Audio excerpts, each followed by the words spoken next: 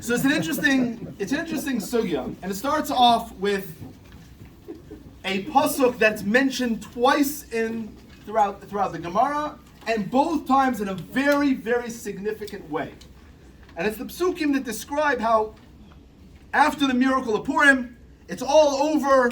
We're now ready to we've rested from the war, and the Jewish people at the time are planning the celebrations that are going to happen not only right after the war, but also for generations.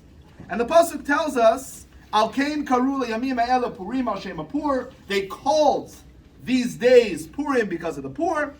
Al kain al kol advarim ha'igeret hazod u'mara'u al kach u'ma'gir lehem, because of everything that happened to them. And then it says, Kimu v'kiblu ha'Yehudim Aleihem ve'al zaram ve'akol ha'nevim aleihem ve'lo yavor liot osim et shnei hamim ha'ele kichtavam v'chizmanam b'chol shana v'shana. And the Jews accepted upon themselves and established 2 days of celebrations according to what is written, according to their times. Now these lines, these words, Kimu v'kiblu, and now these are famous words that are said. Kimu v'kiblu, the Jewish people accepted and established. Now that double language, it's a big deal. Now I don't think it's just a big deal, the language, the double language, but if you think about it, up until this point, the concept of celebrating a holiday was something that you read in the Torah. It was something that the Jews had since the time of Moshe Rabbeinu. They had these Shalosh Regalim, they had Rosh Chodesh maybe, celebration, as well as the Yomim Noraim, Yom Kippur, and Rosh Hashanah. But to have a holiday that they established and they kept was something that was unheard of. So this is a very big deal within Jewish history. The first holiday created by the people, a grassroots holiday. Now the Gemara Maseches Megillah uses this language, Kimu v'kiblu, and understands that there's something even deeper going on here. The Gemara is discussing a source for the fact that Megillat Esther was written Beruach HaKodesh. How do we know it was written? Through prophecy. And it brings a number of different examples that show that it must have been written with prophecy. One of the examples is the fact that it says, Vayomer Haman belibo. Haman said in his heart. Okay? And how do we know Haman said in his heart? Well, it must be it was Ruach HaKodesh, because we don't know what's in a man's heart. So it must be that there was some sort of prophecy involved. Another example is that it says that Esther found favor in all those who saw her. How knows everyone who saw her? We don't know. Well, it must be there was Nevuah. A third reason is that it says, Vayedah Davar Mordechai. The Mordechai knew. How did he know? He must have had Nevuah. Now, each one of these proofs for the prophecy or the source of prophecy from the Megillah were given by Tanaim. And then Shmuel comes, then Rava comes, and Shmuel then comes, who's an Amora, and he says, I have a different source. Now it's interesting that an Amora stands up and gives his interpretation when the Tanaim have already given their sources. And Shmuel says, I have a different source. From the words Kimu v'kiblu, from the fact that it says that they established and they accepted, what does that mean? That we accepted it down here, or we established it down here, and it was accepted on high. How do we know that the holiday of Purim was accepted on high? Must have been Ruach HaKodesh. So they understand that from the fact that we established a holiday and then it was accepted by heaven, that shows that we know there's Ruach HaKodesh.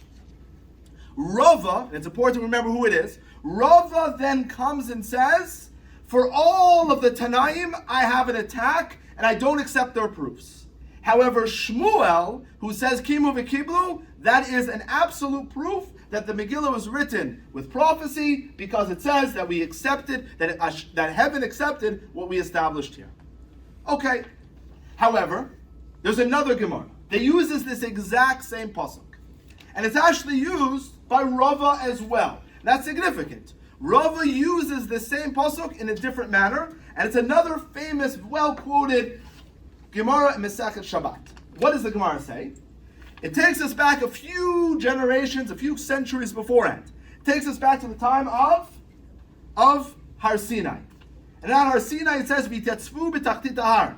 The Jewish people stood at the bottom of the mountain, Amar Rabbi Avdimi bar Chama bar Chasa melamed shekafa HaKadosh Baruch Hu alem et har Gigit.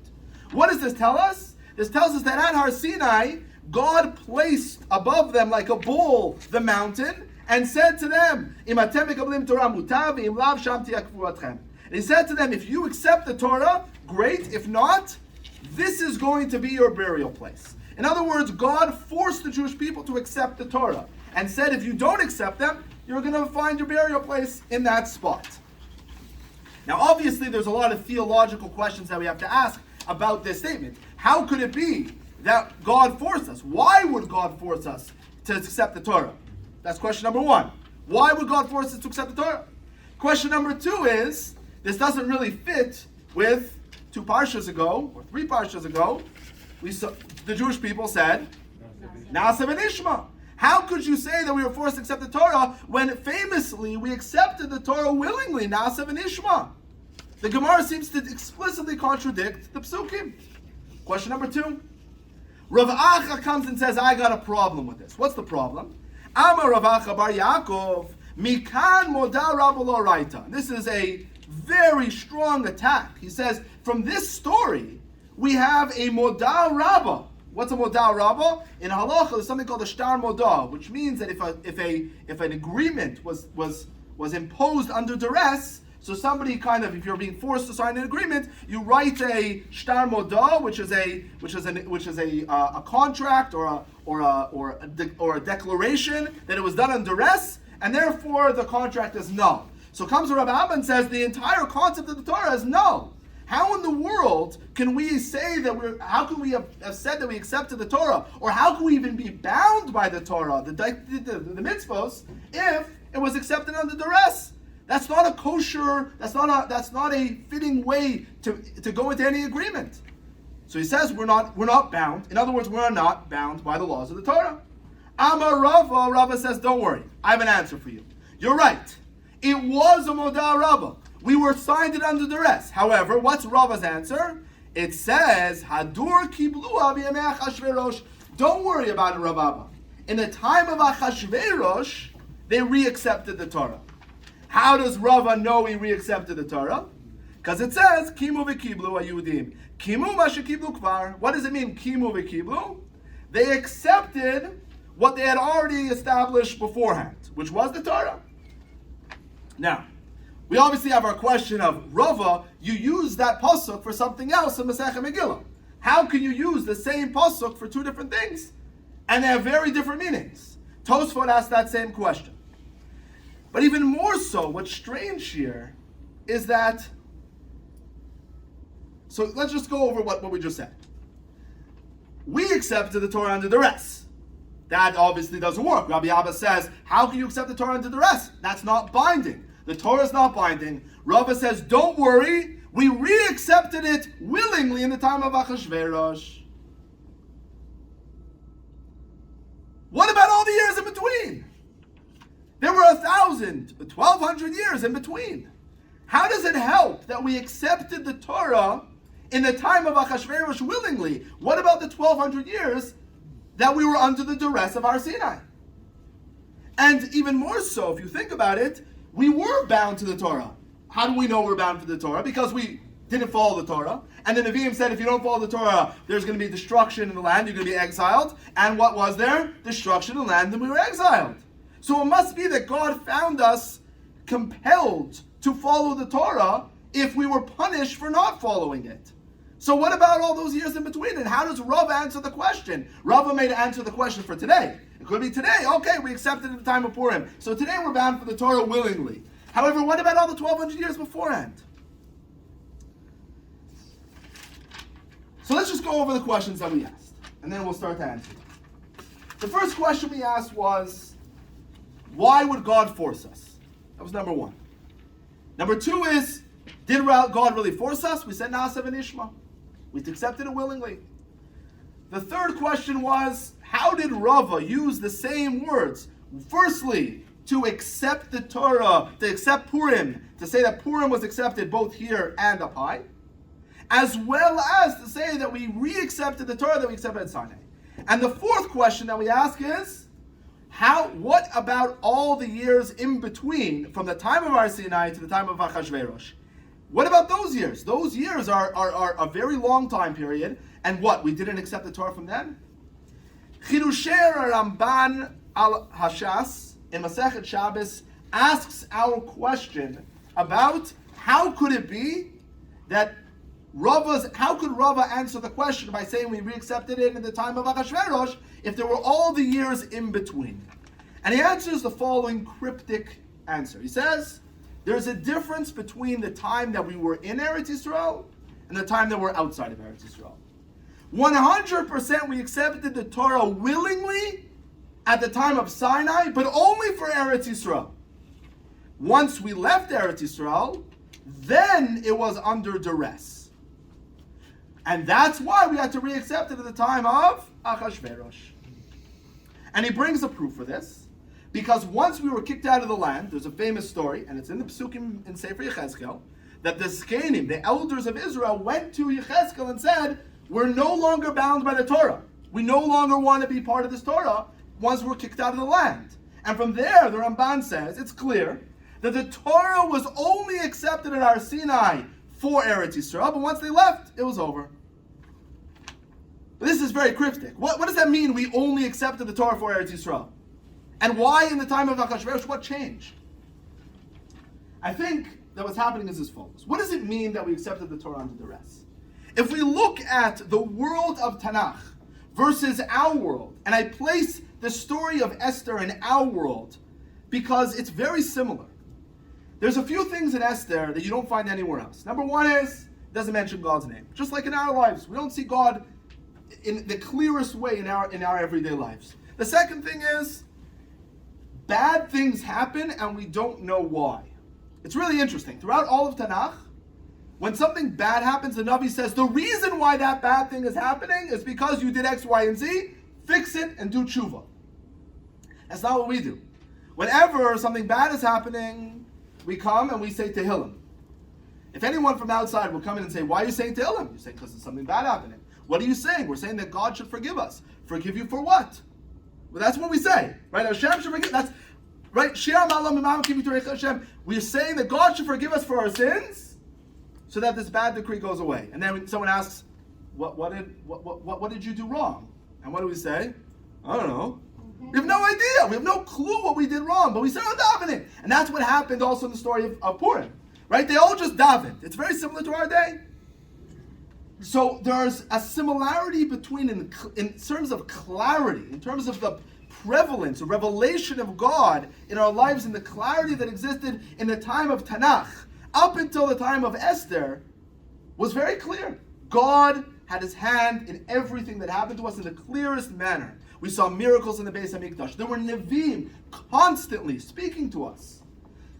And Har Sinai, even more so, was right after the Aseret HaMakot and Kriyat Yamsuf and the whole show in front of Har Sinai with the Kolot Uvrakim. What does it mean that we accepted the Torah under duress? We couldn't say no. HaKadosh Baruch Hu was standing there right in front of us. The clarity of God's presence made it impossible for us to accept it or to not accept it. Even though we did say Naasav and Ishmael was willing, we wanted it. But the situation of God being clearly in front of us dictated that we had no choice. At the time we had a choice, meaning we said yes. But the reality made it as if we didn't. What's the nafkamin? Who cares if the reality? Well, what happens if that reality disappears?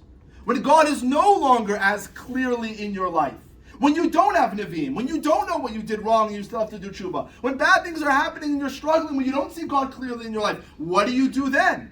Is Torah relevant for that reality? In other words, is Torah relevant for a post-Tanakh world? For a world outside of Eretz Yisrael, outside of the world of Nevuah? Is it relevant when you don't have the quote-unquote duress of God's presence constantly on top of you? Says the Ramban, that was the question that they were asking themselves. So up until that point, yes, they were under duress, but it was a duress that was the reality that they were living in. And so Rava says, when did the question arise again? When that duress disappeared. When was that? When we left the land. And at that point, we had to really look closely and said, Is the Torah only relevant when God is clearly in front of us? When we have nevuah? When we have miracles happening? Or is Torah even relevant when that's unclear?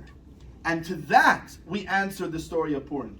The fact that we turned the page and started a new chapter in Jewish history where we had more of a role than before. It wasn't just accepting what was happening, but us partnering with HaKadosh Baruch Hu and becoming part of writing the next chapter in what it means to bring God's will to the world, and thereby creating a new holiday.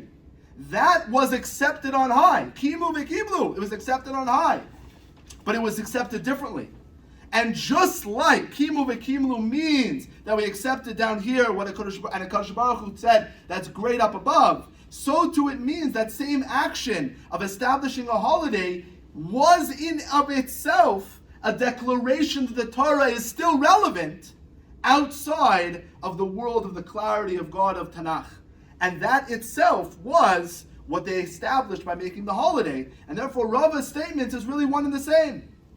We established a holiday and it was accepted above, just like doing the same action as accepting the Torah or re-accepting the Torah and establishing the Torah again as it was at the time of Sinai in a very different reality. And this new reality that we've been living in for the past 2,000 years is a much different relationship in which we are part, and that started the world of Torah Sheba'al Peh, of discussion, of building Torah, of the Chidushim in Torah, in the whole world of discussion of the Gemara and the Mishnayos, and that was the transition. For anyone who didn't catch the title, from Tanakh, not to Tanakh without a C, but from Tanakh to Tana.